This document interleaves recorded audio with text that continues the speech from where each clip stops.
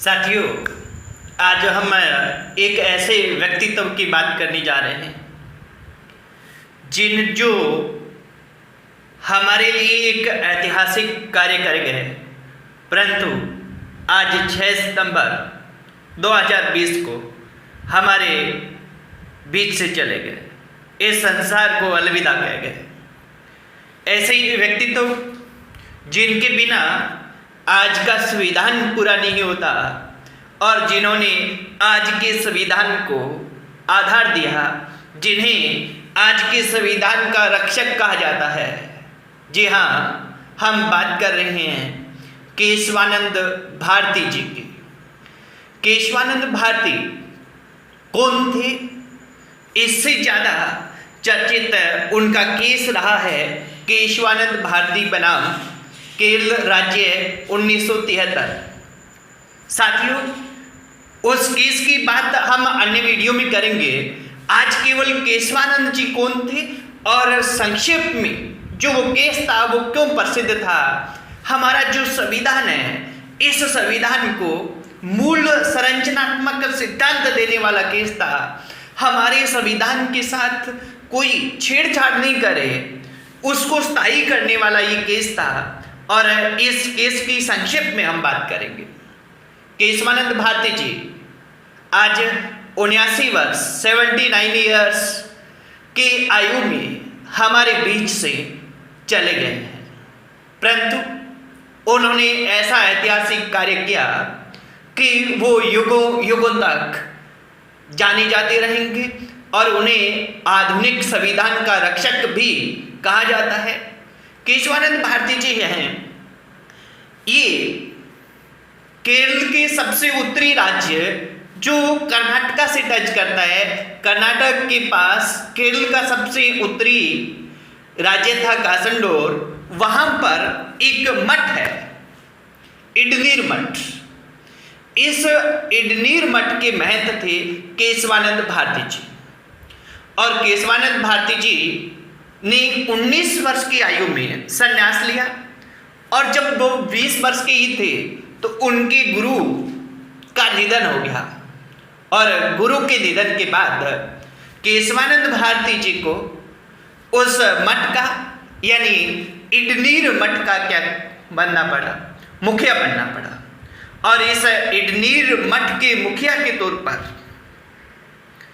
वो कार्य कर रहे थे। इसी समय केरल सरकार ने क्या किया कि कुछ एक संशोधन, जिसमें एक हम ज़्यादा संशोधनों पर बात नहीं करेंगे, जिनमें एक था 29वां संविधान संशोधन।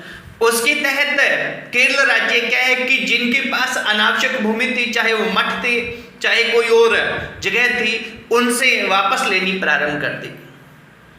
ऐसा ही इडनीर मठ के पास था। इडनीर मठ के पास लगभग 400 एकड़ भूमि थी, तो उसमें से 300 एकड़ भूमि है वो केरल सरकार ने ले ली और केरल सरकार ने ये 300 एकड़ भूमि ली। इसके विरोध में केशवानंद भारती जी ने केरल उच्च न्यायालय में वाद दायर किया, अपना केस दायर किया और केरल उच्च न्यायालय में जब उनके पक्ष में निर्णय नहीं आया तो वो सर्वोच्च न्यायालय गए और सर्वोच्च न्यायालय में उनका केस 68 दिन तक चला। 68 दिन तक उनका केस चला। 21 अक्टूबर 1972 से लेकर 23 मार्च 1973 तक वो केस चला और उस केस का फैसला जो आया वो आया 24 अप्रैल 1973 को। ये 24 अप्रैल 1973 भारतीय इतिहास में एक ऐतिहासिक दिन बन गया, क्योंकि ये हमारे संविधान का रक्षा देने वाला एक तरह से फैसला इस कारण हमारे सामने आया। इसी दिन एक बात बता दूं कि 24 अप्रैल 1973 को ही भारत के महान क्रिकेटर सचिन तेंदुलकर का जन्म हुआ और इसी दिन केशवानंद भारती बनाम केरल राज्य 1973 वाद का फैसला आया। साथियों, यहाँ बड़ी अद्भुत बात है। अद्भुत बात यह है कि केशवानंद भारती जी जिस भूमि को प्राप्त करने के लिए ये केस लड़ रहे थे, वो भूमि इन्हें नहीं मिली।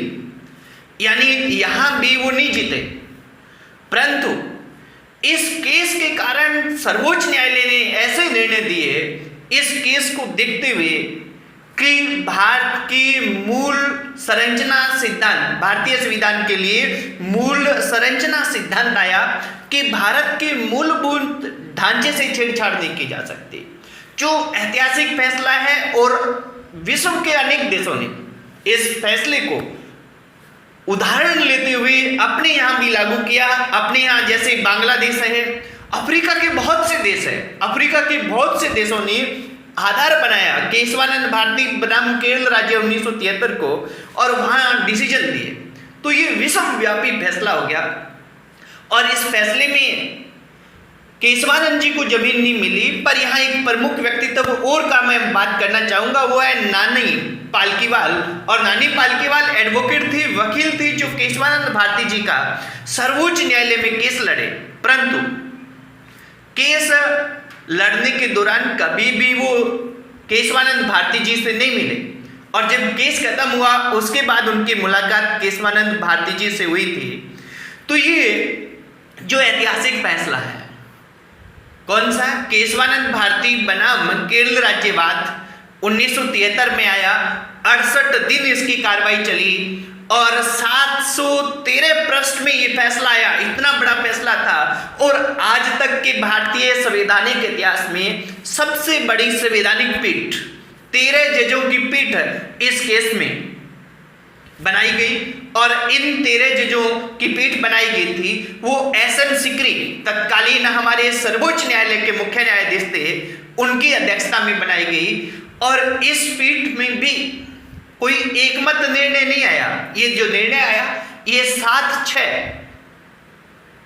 से आया निर्णय, यानी 6 लोग इसके विपक्ष में थे, 6 न्यायाधीश विपक्ष में थे और 7 इसके पक्ष में थे। 7-6 के जो न्यायाधीशों ने 7-6 से इस पे अपना मत दिया और इसमें ये कहा गया कि भारत के मूल ढांचे में परिवर्तन नहीं किया जा सकता।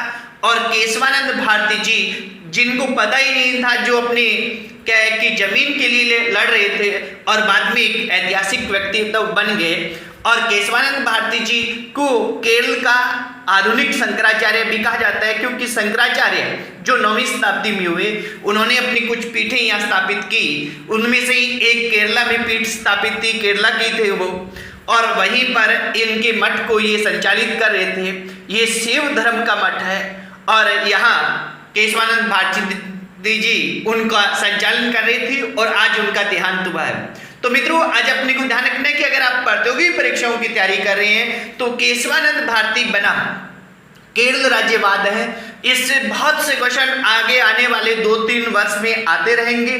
कारण केशवानंद जी की मृत्यु हुई है और उनकी मृत्यु के बाद में इस पर लगातार क्वेश्चन आएंगे। मैं इस पर एक विशेष वीडियो भी लेके आऊंगा, केशवानंद भारती बनाम केरल राज्यवाद में क्या हुआ था, उसकी पूरी जानकारी आपको वीडियो के माध्यम से दूंगा। आज केशवानंद जी के लिए इतना ही। एक महान व्यक्तित्व, एक महापुरुष, एक शख्सियत, एक संत जो युगों युगों के लिए अपना नाम करके और भारत को एक ऐतिहासिक निर्णय दे गए, भारतीय संविधान के लिए एक रक्षक का भूमिका निभा गए और वो आज हमारे बीच से चले गए। उनको सादर श्रद्धांजलि।